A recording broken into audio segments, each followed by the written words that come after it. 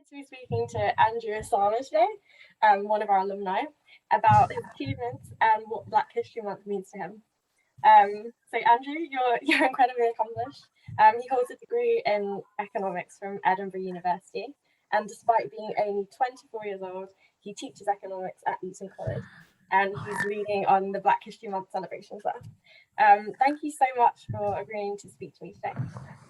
Oh no, it's an absolute pleasure, and you're too kind. You're too kind. It is something that I am very proud of being here at Eton, and I just hope that whatever I do in my career can just incentivize some people to take more risks and to actually try and fight for whatever it is that they're passionate about. So yeah, I'm so happy to be on the conversation. I'm actually speaking to you as part of Royal Springboard's celebrations for Black History Month as well. Thank you so much. Yeah, it's really inspiring. So firstly, I was wondering if you could tell me a little bit about your experience on the Royal Springboard Bursary. Oh wow! I have to go back to so I was also at Eton. I attended Eton College as well, and they were just 2 years that were just incredibly transformational. I was just open to different viewpoints, to different places, to different people, and it just led me to think about who I was and how can I be the best possible version of myself as well. Like I was surrounded by people that just inspired me on a daily, people that were my teachers, people that were in my year group, but also people that were younger than me as well, and hearing about their experiences, it just led me to believe that I could be whoever it is that I want to be in the future. And that was the biggest takeaway from the 2 years that I had as a Royal Springboard student. Yeah. That's really great to hear. And did you feel like it was an environment you felt comfortable in? Was there kind of like a period at first where it was really surprising seeing everyone in their formal wear? It was incredibly surprising, and it was almost like learning. Well, you essentially do have to learn a brand new language when you come to Eton, and that was incredibly difficult. And now, even though we're acclimatized to it after spending the 2 years there, and now actually being back here as a teacher, I sometimes forget how nervous I actually was on the first couple of days. So it was a huge amount of pressure to deal with, but over time, and due to the help that I had with people from Royal Springboard and people at the school, it just helped me to settle in really quickly. So I was incredibly lucky with that adjustment from state school to Eton College. That's really good to hear. And do you think that the process of settling into boarding school then helped you to settle in better when you went to university? Yeah, it definitely did. It made me more. I'm not going to say that I was shy before I got to Eton, but it definitely made me more confident in my own ability and in who I was. And I definitely think there were times at university, which I think everybody faces, where their own personal self-worth is questioned. And I felt that those 2 years for me at Eton, I really discovered who I was and where my value lies, and I was incredibly confident in who and what I am, and that definitely helped me throughout university. Definitely. Yeah, that's so important, and I guess a big part of achieving is being able to believe in yourself and your abilities. So was it at Eton that your passion for economics kind of grew, and how did that continue to develop at university? Oh, definitely. It was a subject where I was able to start discussing some of the things that I had seen prior to coming to Eton, so in Liverpool, and it was a subject that gave me the ability to discuss some of the great things that were happening in Liverpool and the development and how the city was starting to progress, but it also gave me the ability to actually discuss some of the equalities that were happening and to actually do it with theory behind it. That was something that was incredible for me, and it was totally mind-blowing that there's actually theory to some of the things that actually exist and that I've viewed with my own eyes. So that was incredibly important, and the 2 years here for me definitely made me curious about the subject. And then at university, then looking into the mathematics behind it all and into economics further afield definitely made me think that I wanted to stay within the parameters of whether it was using economics in the future in a different role or actually teaching it to other people. So I guess linking on from that, why did you want to become a teacher? What motivated you to share this kind of passion with other people? It's funny because I think a lot of people say that teaching finds them, and I think that was definitely the case with me. And I still sometimes I'm a bit unsure about whether I'm a good teacher. Am I like doing enough? Um, and I was so unsure about coming into teaching. But what has solidified it for me over the last couple of months and years is that I realized that growing up, I didn't have any role models that were like me, that taught me, and that was incredibly difficult.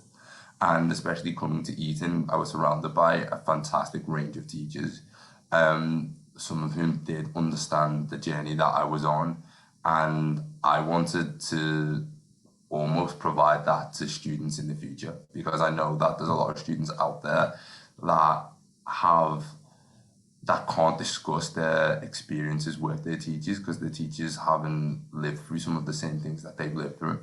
Um, and getting into teaching, it's definitely been one of those things where I can relate to the students that I'm teaching and I can also give them a different flavor of what society is like. And that is incredibly important for me, incredibly important. And yeah, I am loving teaching at this moment in time. I really am.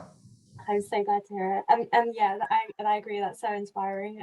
I think for many people, it's just having the chance to speak to one role model that can relate to them can make such a life-changing difference.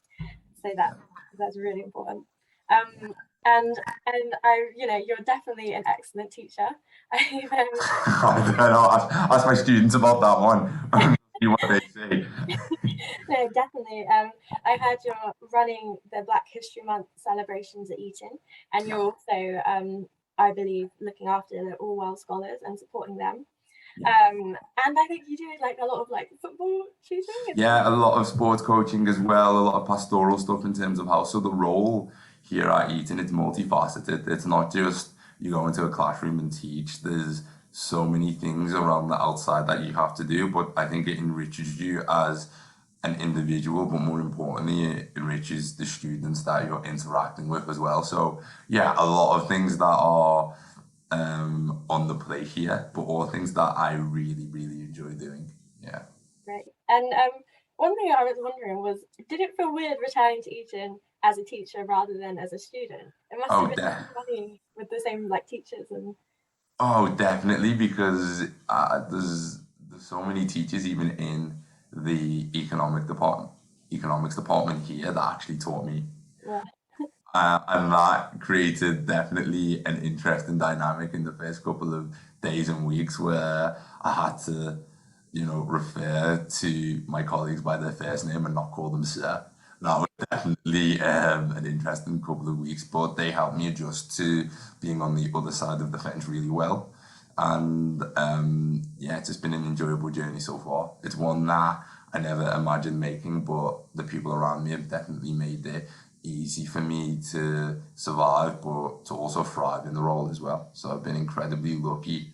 But yeah, definitely weird. Well, yeah, I'm really glad they've been helping you feel welcome and Yeah. involved. Um, so what does Black History Month mean to you? I'd love to hear a bit about how you're helping students celebrating at Eton, but mostly what it means to you personally. So for me, it's the aspect of being able to teach other people about certain parts in society that have never been taught before, and certain stories and certain journeys that haven't been heard, and there's a lot of them that are out there. And in Black History Month, we've had the opportunity to hear so many different stories from people that have been successful, but also stories of hardship as well, which just makes the next generation stronger and helps them to understand the work that has gone in to actually get people to where they are today. and to get the next generation to where they are as well. So Black History Month, it's definitely a month of reflection, and it's a period where I constantly ask myself, am I doing enough for the people that are around me? There's also the point of celebration, and it's celebrating those stories that have been, you know, misheard over times and that haven't been amplified, and it's encourage more people to be brave and bold and to believe in themselves. And you then hold up these people and say, yeah, we have to celebrate those stories. And it can be people that are incredibly successful, whether that is in sports and media, or it could be stories as simple as my parents. It's really great to hear what Black History Month means to you personally. And I was wondering, how do you think it can fit in to a society where actually all year round we celebrate different heritages and cultures? Oh, I think it has to definitely, people have to keep on talking about Black individuals, but whether you fit into a race or a nation that doesn't fit perfectly within those boundaries, to talk about what you're proud about. I've got this opportunity in this month to do that, and I think everybody should take the opportunity to actually talk about what inspires them and what has led them to becoming the people that they are. And I look at other days and celebrations, notably International Women's Day and LGBTQ plus month, and think they're two minorities and two groups of individuals that have really celebrated what it means to be proud about who they are. And the more people in society that actually go ahead and do that, the better, because I've learned so much from incredibly inspiring individuals from those two subsets of society that I've never heard of before. And I want to keep on learning from those individuals. So they've got to keep on telling those stories, because I want to keep on learning. And I hope that everybody goes ahead and carries on speaking about what is important to them. That's such a fantastic attitude. And I was wondering, how do you facilitate these conversations at Eton? How do you help students to talk about what they're proud of? I think the first thing is just ask. I think it's such a simple thing to do, but asking the question is incredibly important. And then it's listening and then taking some of that away and then using it in other conversations or using it in different parts of your life to make more informed decisions. It's all about setting up the Zoom conversations such as this one. It's setting up the groups where boys can come in and speak, and it's making sure that those groups aren't just limited to Black students. It's got to be everyone who's part of this conversation, and that's how the whole community benefits from having a Black History Month. Yeah, definitely. It's really the only way we can create greater understanding and solidarity, I think. So it's really great to hear about your work at Eton. I wanted to ask one more final thing, which relates back to Royal Springboard's work. Our Alumni Leadership Council, of which you were a member, created an anti-racism charter last year that outlined recommendations for schools in our network. And I was wondering, from your experiences, what more do you think that we should be doing to support springboarders from different cultures and heritages during their time at boarding school? For me, the biggest thing is to ask how those students are actually feeling. It's one thing to be colorblind, and that's one thing that and that's one thing society has moved towards. We constantly say it's so good to be colorblind, it's so good to be faith blind. So it's actually being conscious of who people are, and it's asking them the questions about what it is about the environments that they're in that they like, but also what they don't like. And then it's learning directly from the students. We need to listen to them. We can make those spaces better for the next generation of Royal Springboarders that embark on the journey. Yeah, I completely agree. That's really well put.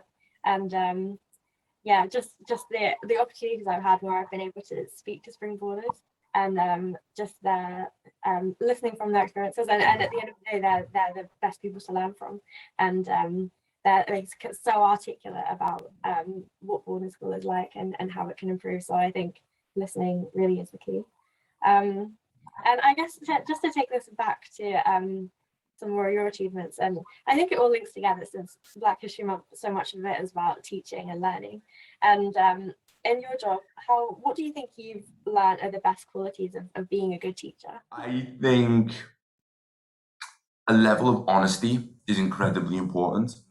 For me, they're the teachers in my learning experience that I learned from the most and that I resonated with the most, because I just felt that they were incredibly authentic and they were who they said they were. Yes, I am the person who is teaching economics today, but I am also a real individual who has got needs and wants and has got insecurities and has got things that I struggle with as well. And the teachers that really opened up about those things and let themselves be canvases, I embody that in a lot of my teaching, and I'm lucky in the sense that my subject allows me to really express the different parts of who I am, and I get to actually embed that into my teaching. So I'm incredibly lucky in that sense. And so often, actually, role models are so important to us because they're brave about not just their strengths, but a lot of the things they are insecure about or worried about. One thing I also wanted to ask was, during as you've been growing your love of economics and becoming a teacher, you must have faced some difficulties along the way. And I was wondering maybe what the biggest challenge you faced was and how you overcame it. Part of the journey that I've been on, especially with economics, thinking of myself as a student and a teacher, is the level of belief that I've got in my own abilities. So firstly, that was belief as a student to say, is this a subject that I can actually take on as a brand new subject as 16? But then definitely as a teacher, it's thinking about incredibly talented teachers and incredibly talented boys. Am I actually good enough to do what it is that I'm supposed to do? That level of self-belief is definitely the biggest issue. And how have I overcome it?